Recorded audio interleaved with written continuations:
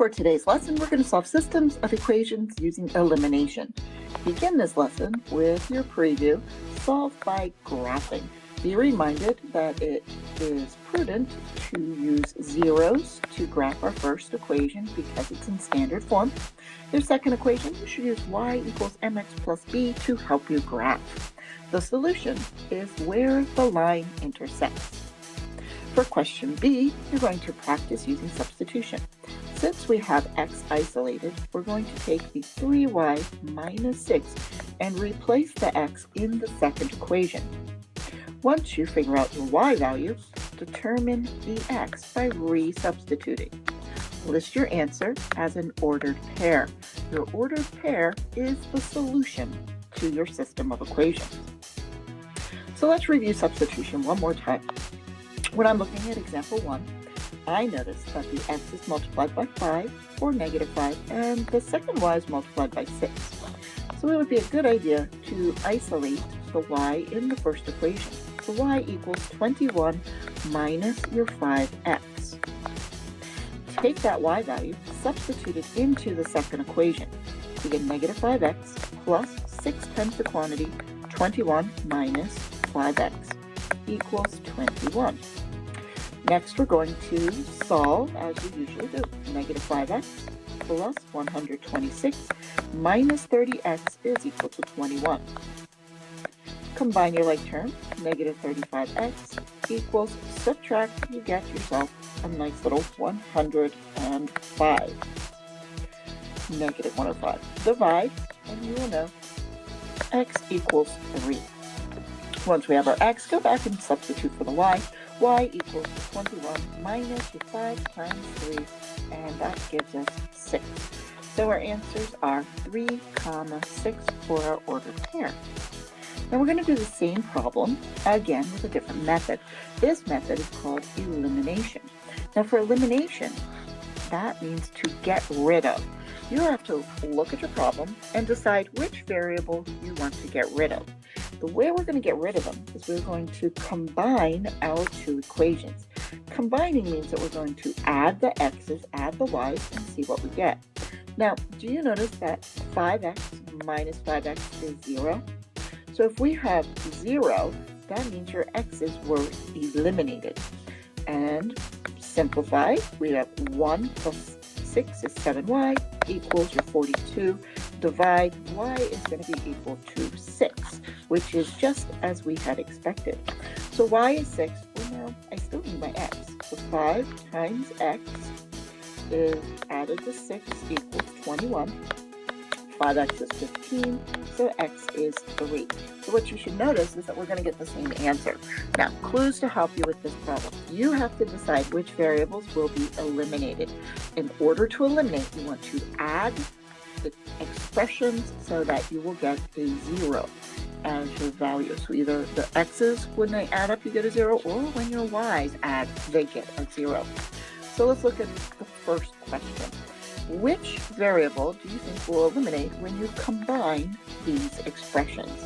I'm hoping that you notice that 6y minus 6y gives you 0. So on the left side, we have 5x equals and 15. Oh, that was so nice. Divide by 5x is 3. So x is 3. Take your 3 plus 6y equals your negative 3. 6y is going to be negative 6, so y must be equal to negative 1. So we now have our ordered pair, 3, negative 1. Check your answer by placing it into the equation that you did not work with. Try number 2. Let's see what you get. If all went well, you have negative 3, negative 2 as your solution. Work through the problem. For example 3, we're looking at our system of equations, 2x minus 8y, 2x minus 10y. So if I combine 2x with 2x, I'm going to get 4x. I don't want 4x. I would like for one of these expressions to have a negative. So we'll fix it. We're going to multiply the second equation by negative 1. To do that, we will have negative 2x plus 10y equals negative 18. Rewrite your first equation, so 2x minus 8y equals 16. keep yourself organized. Now when you combine your like terms, notice your x's are eliminated. 2y equals -2, and so y is -1. Find your x value, go back, we have 2x plus 8 equals 16. 2x is equal to 8, so x must be 4. We now have 4, -1 as our solution. So if you do not have numbers that can quickly eliminate, create them. As we look at number 4, it seems as if I could eliminate my 2y with my -2y. But look again, notice your equal signs are not lined up. Because the equal signs are not lined up, we have to rewrite this problem. Elimination works only if you have your variables and equal signs lined up. So I'm going to have 6x minus the 2y equals my -4. All right, now my y's are lined up, the x's are lined up, equal signs are lined up. Notice it would be lovely if we could eliminate the 2y, but one of these needs to be a different sign. I'm going to multiply my second equation by -1. Rewrite my second equation. I have -6x plus 2y is equal to +4. Rewrite the first equation without making any changes to it, and what we notice is we get -15x, the y's are eliminated, and that equals 0. Now, so we know that x is equal to 0. Once we have our x value, take it, put it into the first or second equation. In this problem, I choose to let 6 times 0 equal 2y minus 4. So we'll get y equals 2. Write your solution, 0, 2. Remember, it is possible that x could equal 0. Try questions numbers 3 and 4 for yourselves. Afterwards, we'll move on to number 5. So as we solve systems of equations using elimination, make certain that you line up your equal signs, determine which variable that you want to eliminate, multiply to find the least common multiple, combine equations to create a single variable equation, solve for the first variable, solve for the second variable, and state your answer as an ordered pair. And for good measure, you can always check your answer. So let's look at example 5. We're going to solve it. Now what I notice is that the x is multiplied by 7, the other x is multiplied by 2, I have 6y and -12y. So nothing adds or subtracts easily. What I choose to do for this problem is eliminate the y. So when I'm looking at 6 versus 12, I know that 2 times 6 is going to be equal to 12. I'm going to multiply the first equation by 2 and make no changes to the second equation. In which case, I get 14x plus my 12y equals -44. 2x minus 12y equals -20. Now, look at what we've created here. We've created a way to eliminate the y values, in which case we can now solve for x. We have 16x is -64, or x is -4. Afterwards, you can find your y value. So 7 times -4 plus my 6y is equal to -22. We have 6y equals -22 plus 28, and we know that 6y equals 6, or that y equals 1. State our answer, we get -4, 1. Now, for this example, I chose to eliminate the y value. I could have chosen to eliminate the x. It is truly a choice. So if we go back and look at the original problem again, the y one was easier to eliminate because I only had to multiply the first equation by 2. If I chose to eliminate x, I will multiply the first equation by 2 and the second equation by -7. Let's take a look what happens to the x's in that case.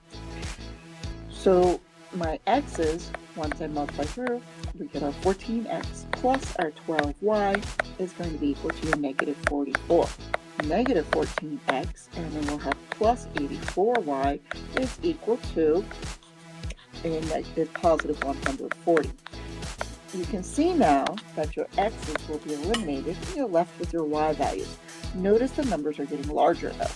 I always choose to do the least amount of work to eliminate. In this case, I believe eliminating the y was the quicker, most efficient choice.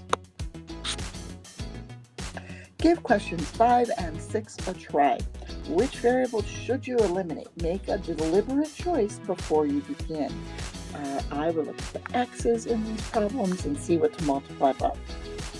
For example, 6. Pranav and Sarah selling cheesecakes for a fundraiser. Customers can buy your New York-style cheesecakes and apple cheesecakes. Pranav sold 2 New York-style cheesecakes and 6 apple cheesecakes for a total of $118.